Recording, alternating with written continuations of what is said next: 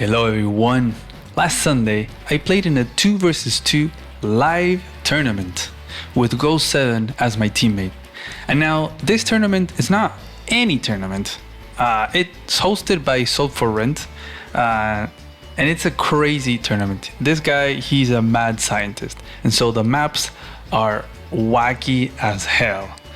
So the plan behind Go7 and I was just to try to cheese our way through victories, and we don't know the maps. This guy so far, and he only reveals them to us like 5 minutes before we start the match, so there's no way to plan around them.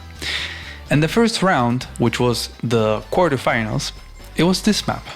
And you'll be wondering, what the hell is this map? Like, why is there 5 APCs? Why is there all these com towers? This makes no sense. Well, the gimmick in this map is that you have this team over here versus this team right here. And you have one player playing normally with the 2 bases, right? You got the penguins right here with their HQ, and they can go and capture the space and everything, whatever. And the other player only has APCs. So you have all these HQs, and you have 10 com towers, and you have to be Javier. And because you have 10 com towers and you're Javier, that means that your APCs are literally indestructible. There is nothing that will take down your APCs. Everything will be 0 to 0 damage. It doesn't matter if you bring a mega tank, it doesn't matter. Even if you get hit by global damage and your APC goes all the way to 1 HP and you're standing on a road and a freaking mega tank hits you, it will deal 0 damage. And I can actually pull that up real quick. Oh, actually, just like that. Oh, that looks much better. So let's do this. Look at that. On a road at 1 HP, it will do 0 to 0. So these APCs are literally walls. They are indestructible walls. So there's a lot of things that you can think, like, what do I do with these APCs? We were like, we can do walls and you do indirects, that kind of stuff. But you'll see what kind of stuff we had in mind. So let's get into the match real quick. So another thing was, right, it's Go7 and I, and we're both, he's like 15 or 16 or 1700, I don't remember. He was number 1 at a certain point in the global league. He's one of the best players out there. And we were facing against the Fine Melody, or just Melody, and Ham. And these are, I think, are about 800 levels, so they're low level players. And so what Soul for Rent, the tournament organizer, decided to kind of equalize this was that we couldn't make any tanks.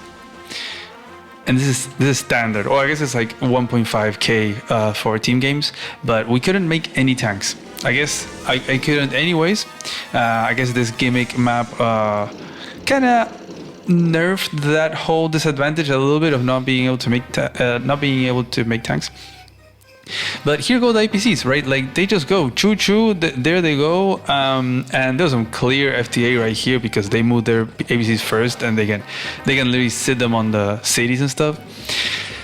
Our plan was to try to, depending on what they would do, but the plan was to try to go and sit on their base, right? And if I sit on this base, then they can never get it, and then they're gonna be 3 base against 2, pretty much. And I would try to prevent them from doing the same to Go. That was kind of the plan.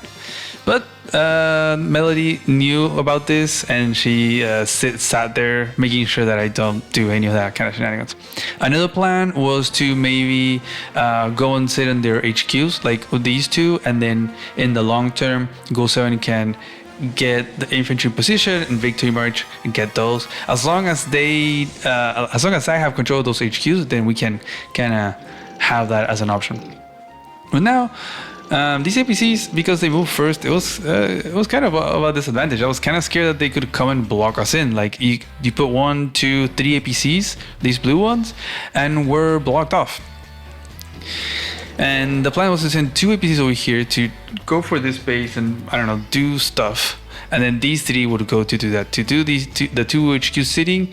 And if not, they could also potentially block this. Like if I can get them all the way over here, which is a little bit too much, you should be able to see them way ahead. They can stand, 1, 2, 3, and then nothing from this area can cross over to this front. I swear I have never seen a map like this before in my life.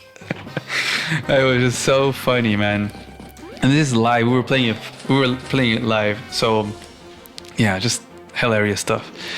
And again, Melody's gonna sit on those contested properties. Another thing that I thought about, like just sitting on them and then securing them, securing that advantage of having more income. Go7 is gonna use the APC to accelerate that base capture, which only Sammy can do because of the extra movement of that APC. So that's gonna be really nice. Definitely not something that Ham is gonna be able to do. And instead, it looks like he's gonna speed up the airport capture. And so now it's Melody's turn. This was also threatening right there to sit on the base, but it looks like now she's gonna shuffle some APCs. Not too much of an aggressive posture with APCs. Maybe she's trying to play more traditional and maybe go for that like wall into RD kind of thing.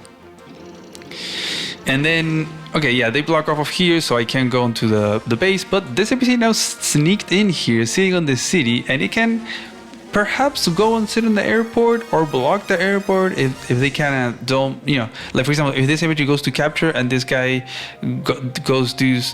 does something else, then I can go and sit right there. Or if he doesn't go and capture, I can go and sit in the airport. That would be huge. Taking out the airport would be massive. So that is going to be an option. And my APCs are just gonna make a little line here, they're gonna block, and the 4th APC, we both decided to just like front switch it over here because there was nothing they could do over here. Just this single APC was enough to kind of threaten these things, so the other one could just front shift over here. So I'm just gonna zoom by a little bit, but as Melody does not move any of the APCs, you can see the development is kind of slow. Maybe the APCs are very fast, but look at that. Ham does not block off anything, and I will show the reaction of us in this moment when we realize that I can literally block this in and they cannot make air units for the entire game. I mean, well, now they have to block something on the airport, otherwise you can. Oh yeah, he has to put an infantry on the forest. Oh no! Oh, unless he drops it off. Get no oh my air. God! Yes! No air for the whole game. Let's go! Oh my gosh. That's huge. That's huge. Let's go. No tanks? They got no copters. Okay. And then over here, they are kind of scared that I can go ahead and block them off over here. So Ham is cautionarily putting units over here to make sure that that doesn't happen. Of course, if not, I can move in and what I said earlier, like I just put 3 APCs over here and they cannot send stuff. And so there goes the APC, beautiful. The 4th one is moving along to try to do this stuff over here, and they're in a very complicated situation because they don't have that many units to hold this line. So this APC needs one more turn and will reach here, and this one can move there. So they have to do something to, like, they have to go and occupy these spaces, or else they will be locked in. Go7, no tanks, remember, so he's starting to spam those RDs and those mechs. Part of why we decided to go with Sammy as well, because if we can't make tanks, then let's just go with Sammy, right? If you're gonna start making mechs and artillery or recons, I don't know, Sammy is definitely not a bad choice. And here, they actually not... Sam does not move him. And I will put my reaction as well here. This was ridiculous. And we go and we sit on those tiles. And now they are absolutely blocked in. Okay. Oh, you can block them off. You can block them off. Oh my God. We won. This is it. Yeah. And it's over. GG. Okay, go. You can do whatever you want now. I'm done. There is no other optimal place for my PCs right now. Oh my gosh. Okay. I mean, I'll just like burn the timer if you want me to, so you can think a little bit more. But so pretty much right here, the game is won. Like there is almost nothing that they can do to stop us from winning. They don't have an airport, so Ghost 7 does not have to deal with air units. He cannot, like, he doesn't have to make anti-airs. He can just stick to artillery, mechs, copters, bombers, that kind of stuff. Never has to make an anti-air, which is massive, and they do. And then this is just the absolute nail in the coffin. They cannot send stuff over here. This is all blocked off. You got a mountain and all these APCs in a line. It's beautiful formation. So these two bases, they cannot send stuff over here. Yes, they can cross over with infantry here really slowly, but Ghost 7 is just going to take up this whole area. All these properties are going to be his. Yes, we can't take the HQs because the IPCs are there, but he's going to have a massive income lead, and then he can just funnel all of his forces over here to the right. Something that Sammy really likes to do, just death ball in one area. Mech artillery, come and stop me kind of thing. So yeah, pretty much we won right here. I am going to zoom by the turns as they try to shuffle around, and they are not going to give up without a fight. But this is just absolutely, like, this has crippled them massively. This guy cannot move. This APC cannot be taken out. Ham makes a pipe runner, which was a little bit like, whoa, what the? That's not a bad idea, actually. You can lock down some properties. It moves really well around these pipes, but it's too little too late. It's just, the disadvantage is way too large. Now we got bombers from Go, just spamming those teacups and mechs. Look at this, like, conga line of mechs. They're gonna try to whittle down his forces, but it's just gonna be very easy. Some infantry fighting over here, which Ghost 7 will win every day with Sammy. I got all these mechs coming in, and yeah, just like that, the match is kind of over. There's still a few turns left, but there's just gonna be a massive brawl here, a whole bunch of mechs. Funny thing, you know, we had to come up with team names for the tournament, and I decided to, or I came up with a name on increment because Ghost 7 and I are famously bad with live timers, and so we always end up on increment. I thought it was a funny name. Sacrifices a copter right there onto the anti to get the power, and then is able to interrupt here, a bunch of other stuff. But anyways, this tournament is a lot of fun. As the blizzard comes in, and this was just the quarterfinals, right? So we are going to win this match, and we're going to move on to the next match, which was the semifinals. An absolutely crazy bonkers kind of map. Like, this is not your average Advance Wars match ever. Like, imagine there's a new person watching, like a person that has never watched an Advance Wars game and is watching this, and they're like, huh, what is this Advance Wars? Having APCs running around, blocking paths? Is this a normal thing? A normal tournament? No, believe me, it is not. This is not normal. It's far beyond normal.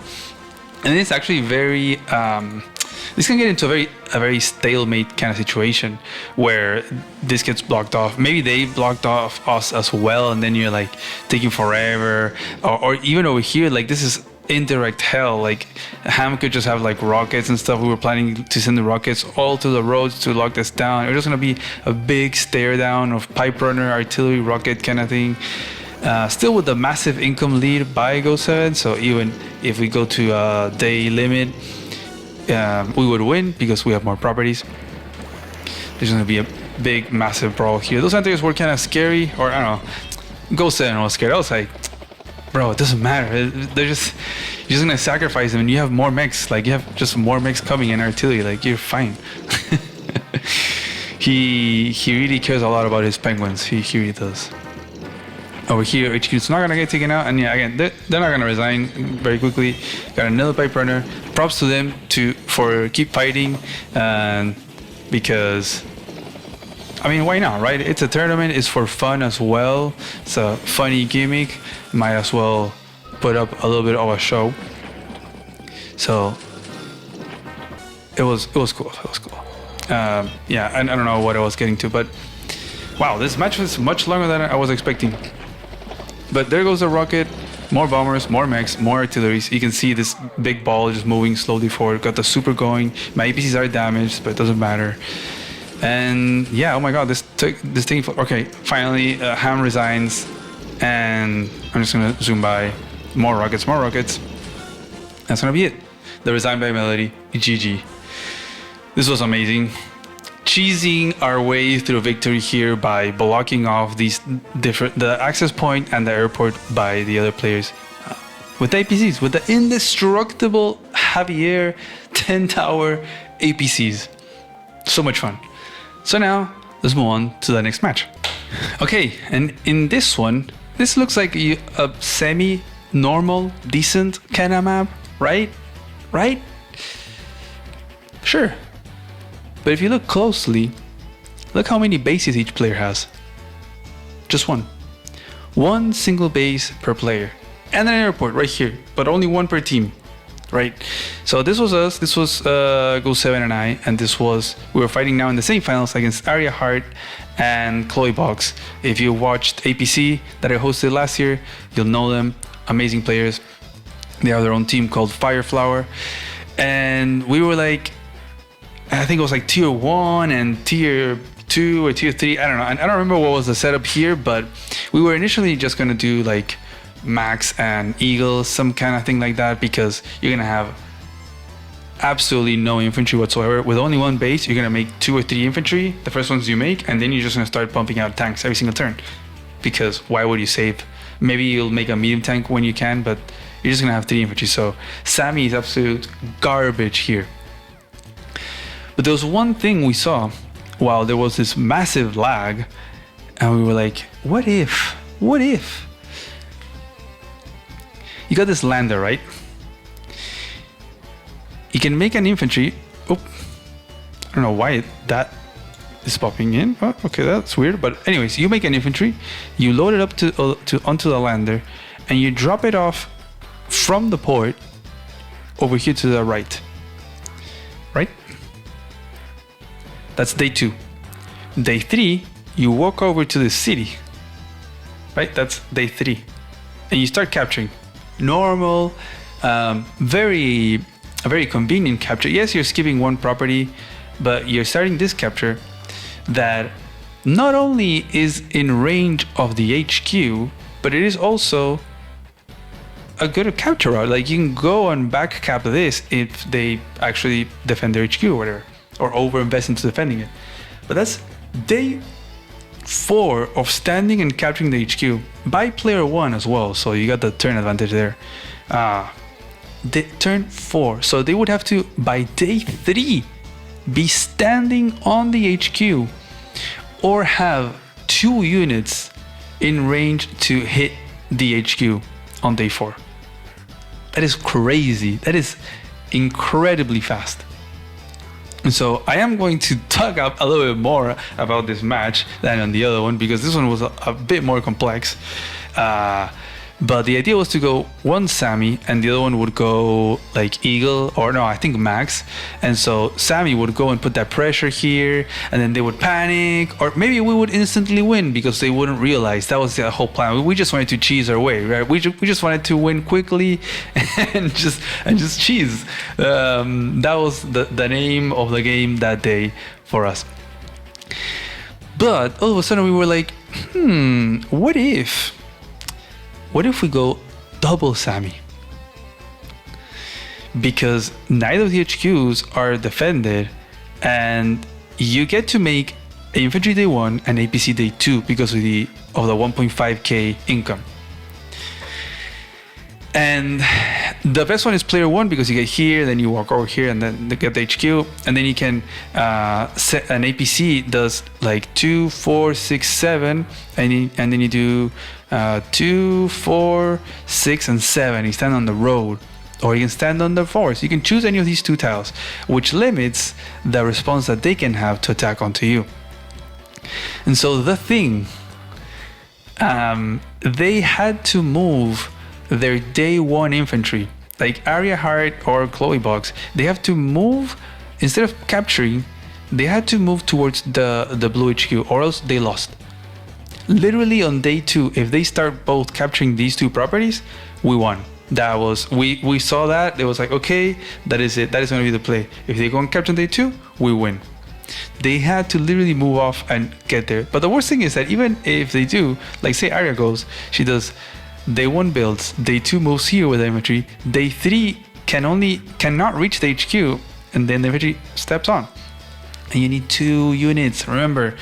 So even the day 2 unit, say it's another infantry, it wouldn't, like, they would have to make a recon. The answer would be a recon from this base to then wrap around and then attack from this other tile.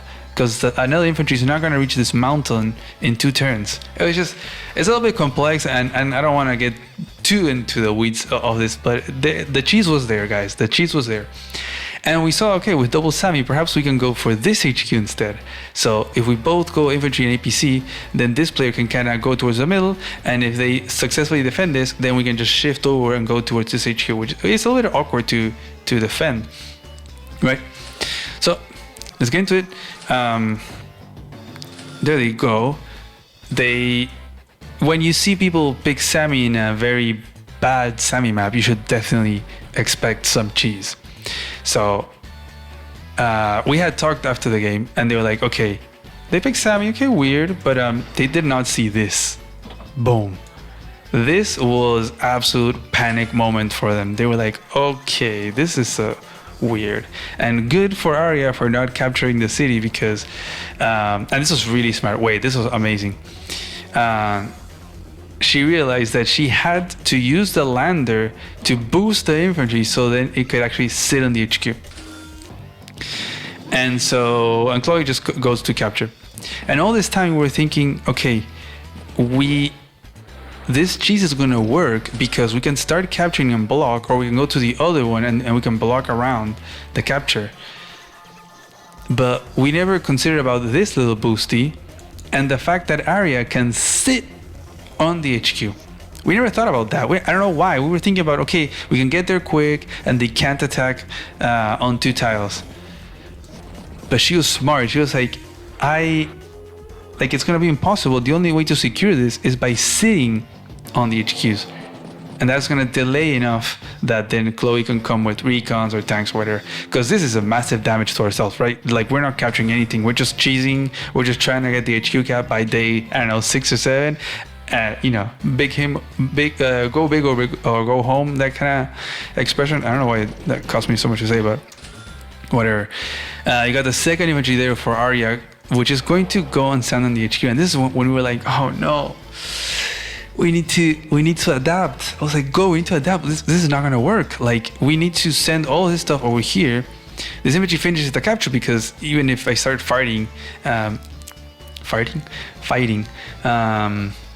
this is a Kindle infantry, right, on HQ, so it has extra firepower.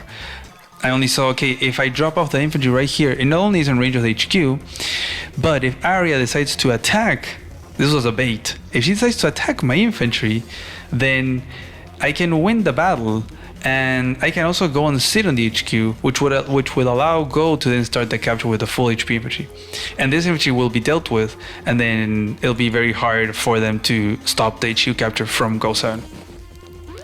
But she does not fall for the bait. Oh my god. Every single trap we were laying, they were all getting cancelled. And now we're seeing some tanks and a recon here from Chloe, and this is Max, so this is scary. Here goes the APC from Go, and I actually forgot to mention, but I did make a mistake. This infantry build was it day 4? The day 4 infantry was a mistake, and you will see why in like a turn or two. Goes and makes a recon. Maybe this was also a mistake. Maybe this should have been something else. But over here, we're starting to panic. We're like, Wilson, what do we do? Like, we can't. And I think I make another mistake right here of putting the APC over here. This is the second mistake. Putting it on the city, my idea was to kind of block these 2 tanks. I mean, they're gonna have to shoot at it, but then Go 7 can go and sit with his APC over here and delay them an additional turn. While we can take this out and then he can start capturing. But there goes that. Another infantry comes in. Arya Arya Fireheart has literally not captured anything. She's just trying to make sure that the HQs don't go down, as they're like literally sweating, and we're playing live, right? We have 1 minute per turn, and I hadn't seen that this tank could wrap around and attack from the show, so that is unfortunate. And now all of these things are gonna try to come over here to save this HQ. If we can get this HQ, we're gonna win. Oh my god. And yeah, he needs to spend a turn here fighting off that infantry, which is so annoying. If only the turn order was reversed, it could have been different.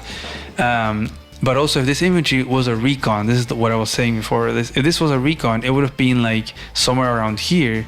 And on my turn now, I could be able to put it on this forest, for example, and the APC, instead of putting it on the city, it should have been on the forest instead. And then the tank, the yellow tank, would have attacked it. It would have left it at like, I don't know, 2 HP or something. It would have left it, I mean, very weak, but still alive.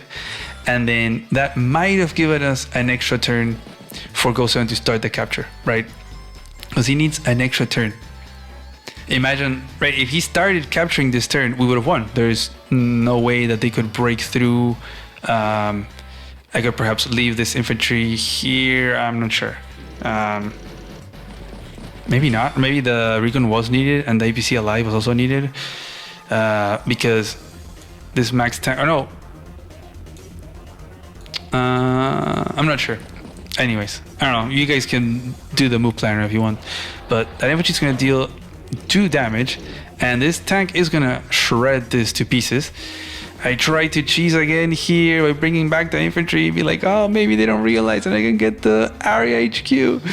We're so close to getting this yellow HQ, but here goes the max tank, and is gonna blast that away, and this recon is gonna come by and take out my guy, and now they have all of these tiles available, so our HQ cap possibilities are just falling down to pieces. Our dream, the Sammy dream, the HQ cheese Sammy dream is just falling apart.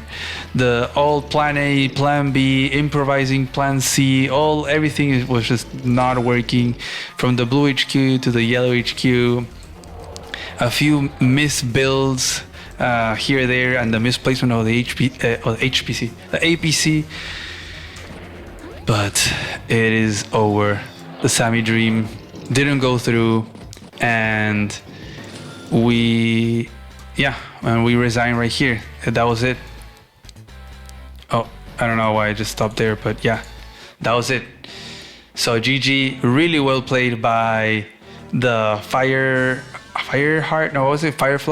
team, Arya and Chloe. Amazing players.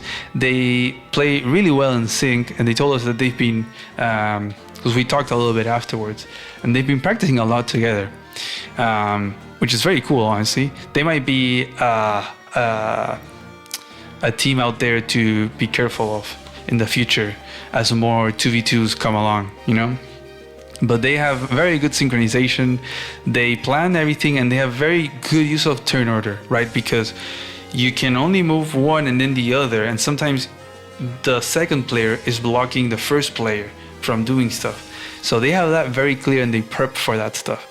I strongly suggest that you watch the tournament. It's been so much fun so far, and the games have been not only very high quality, but just a lot of fun. Just a lot of fun. There's some amazing players out there that have been part of the tournament so far. The finals are going to be held this Sunday. So it's going to be streamed on SoulForRent's channel. So go ahead and subscribe to his channel and tune into the stream on Sunday, because that'll be the final. It's going to be Arya and Chloe against Izanagi and Kantbei. And then after that, in the winner team, they are then going to split up and play against each other in a 1 versus 1, because the tournament is called Arch Nemesis Cup. It's kind of like you make a team with your nemesis. In this case, it was Go, because I don't know, we've had like a 2-1 kind of history in win rate, and I don't know, kind of had to make up a team. But Yeah, you kind of team up with your nemesis and try to battle your way through, and then at the very end, you fight against each other for the true podium for the first place. So yeah, I hope you enjoyed this. We had a total blast with Go, and yeah, I hope to see you guys on Sunday. Well, I'm just gonna be there as a spectator, really. It's gonna be a lot of fun. So yeah, thank you for watching. Bye bye. Oh, and thanks to Soul for Rent for hosting this amazing tournament.